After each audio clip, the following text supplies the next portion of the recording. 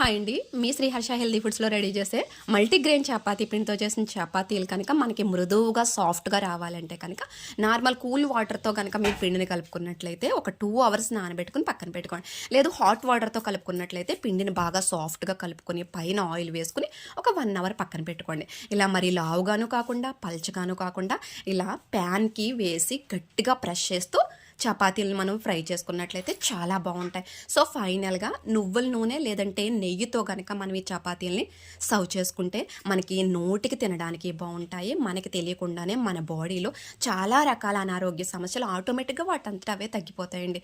So ఈ చపాతీలు, ఈ మల్టీగ్రెయిన్ చపాతీ పిండితో చేసిన చపాతీలు చాలా సాఫ్ట్గా, మృదువుగా ఉండి పొరలు పొరలుగా ఉండి తినడానికి చాలా టేస్ట్గా ఉంటాయి.